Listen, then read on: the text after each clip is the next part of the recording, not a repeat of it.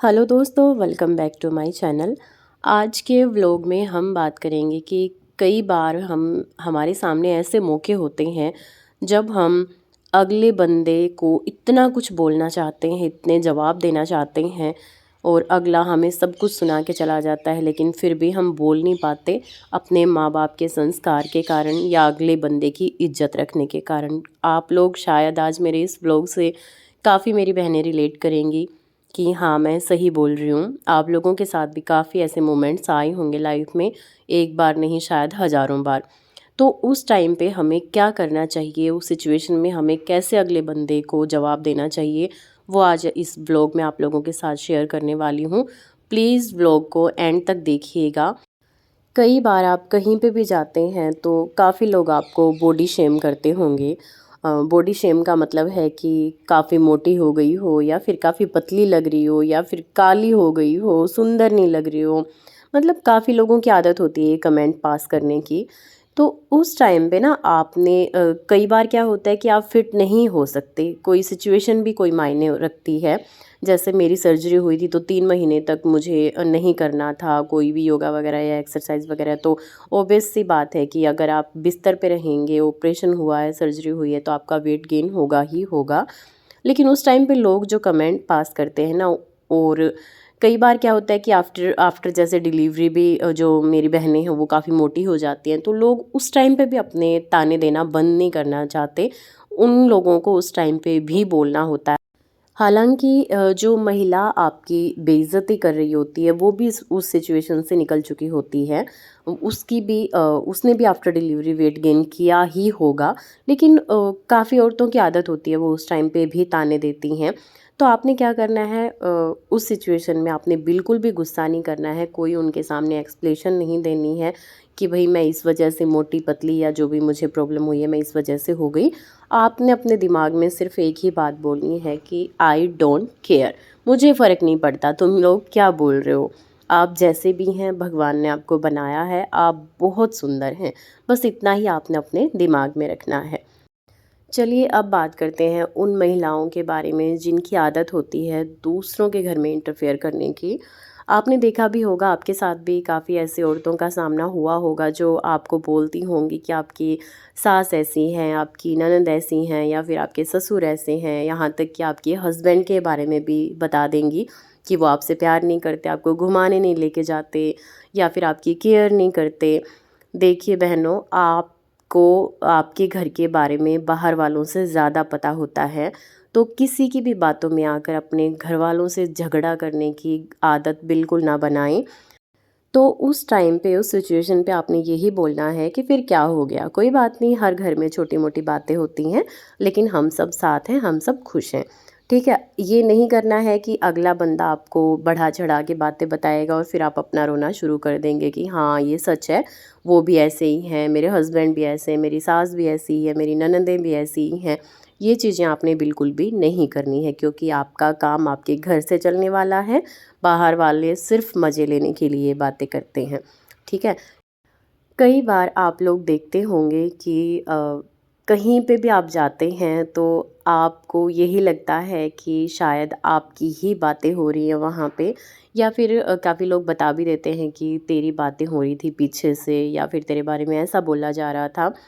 तो उस सिचुएशन में भी आपने बिल्कुल झगड़ा नहीं करना है, बिल्कुल टेंशन नहीं लेनी है। सिर्फ़ ये सोचना है कि कुछ तो बातें हैं मेरे अंदर जो मेरी ही बातें होती हैं।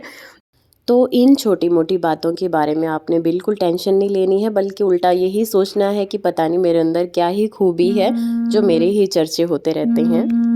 यहाँ पे बैकग्राउंड में मैं जा रही हूँ अपने करवा चौथ का जो सूट मेरे हस्बैंड मेरे लिए लेके आए हैं उसको स्टिच करवाने के लिए।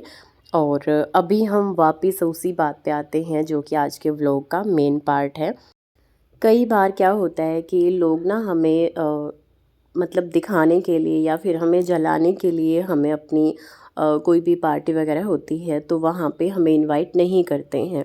उस चीज़ को लेके भी हम काफ़ी रिएक्ट करते हैं, अगले को फ़ोन करके बोलते हैं कि तूने मुझे बुलाया नहीं, या फिर मतलब अंदर ही अंदर जलना शुरू कर देते हैं, इतना फ़ील कर जाते हैं कि हम मतलब बीमार तक पड़ जाते हैं। तो ऐसी सिचुएशन में आपको मैं एक बात यहाँ पे क्लियर कर दूँ, आपने बिल्कुल टेंशन नहीं लेनी है। बल्कि उन लोगों के बारे में सोचना है जो आपसे प्यार करते हैं, जिनकी पार्टी आपके बिना हो ही नहीं सकती। काफ़ी ऐसे लोग भी आपकी लाइफ में होंगे।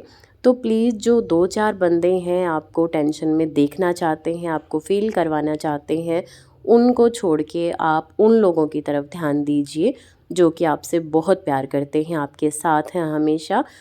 तो ऐसी सिचुएशन अगर आपकी लाइफ में आती है कि कोई आपको आपके किसी भी फंक्शन में अपने घर पे नहीं बुलाता है, तो ये कॉल करके उल्हाने देना या फिर उल्टा सीधा बोलना या फिर आगे उनको मैं नहीं बुलाऊंगी, ये इस तरीके की बचकानी हरकत आपने नहीं करनी है।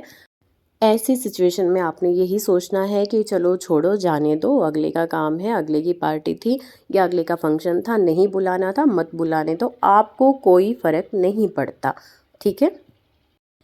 चलिए थोड़ा-सा फिर बैकग्राउंड के बारे में बता देती हूँ। यहाँ पे मेरी बेटी को ना खाँसी जुकाम हो गया था, तो हमने हल्का-सा शहद को गुनगुना करके उसमें तुलसी के पत्ते डालकर छोटे-छोटे ऐसे हाथ से ही कट कर लिए और फिर वो शहद के साथ मिलाकर दिए हैं। तो इसको काफ़ी आराम हो गया था उससे। अगर आपका बच्चा भी मतलब क्योंकि अभी टाइम ऐसा आ ही गया है कोल्ड कफ़ का, तो सर्दियाँ शुरू होने वाली हैं, तो इस मौसम में बच्चे काफ़ी बीमार पड़ते हैं। तो आप 2 पत्ते छोटे-छोटे तुलसी के पत्ते लेके और शहद में डालकर उनको दे सकते हैं, तो काफ़ी आराम मिलेगा। मुझे डॉक्टर ने ना ज़्यादा काम करने से मना कर रखा है, कोई भी हैवी काम जैसे बाल्टी वगैरह उठाना या बोझ उठाने, या अब जैसे अब मैं नीचे बैठी हूँ, नीचे बैठने के लिए भी 1 साल तक मेरा बिल्कुल मना था। लेकिन पता नहीं दिवाली जैसे ही नज़दीक आ रही है, काम करने का बहुत मन होता है और मैं यहाँ पे बिल्कुल नहीं मानती इन लोगों की बातें, लेकिन फिर भी मम्मी काफ़ी हेल्प कर देती हैं। चलिए अब आपको पार्थवी से आरती सुनवाती हूँ। देवा माता जाकी पार्वती पिता महादेवा अंदन को आग दे को दिन को काया। नवरात्रों के टाइम पे पार्थवी ने ये आरती सीख ली थी थोड़ी सी, तो मैंने सोचा चलिए आपके साथ शेयर कर देती हूँ। व्लॉग का एंड करने से पहले मैं आपको यहाँ पे एक छोटी सी टिप भी बता रही हूँ। ये देखिए, पहले हमारी दादी नानी के टाइम पे क्या होता था कि राख से बर्तन साफ़ होते थे और उस टाइम पे ना बर्तनों में बहुत ज़्यादा चमक होती थी। लेकिन अब राख हर घर में अवेलेबल हो नहीं सकती और ख़ासकर सिटी में, शहर में तो बिल्कुल भी नहीं मिलती। तो आपने क्या करना है, जब भी डिश वॉश तैयार करें तो उसमें 2 चम्मच ना नमक ऐड कर दें। तो इससे आपका ये जो डिश वॉश जेल है ये चलेगा भी ज़्यादा दिन तक, 15 से 20 दिन ज़्यादा भी चलेगा और आपके बर्तनों में अच्छी सी शाइनिंग भी आएगी। तो चलिए आज का व्लॉग यहीं तक था। आपको कैसा लगा आपने कमेंट करके ज़रूर बताना है और चैनल को सब्सक्राइब प्लीज़ कर लीजिए। मिलते हैं एक नए व्लॉग के साथ में, तब तक के लिए बाय बाय।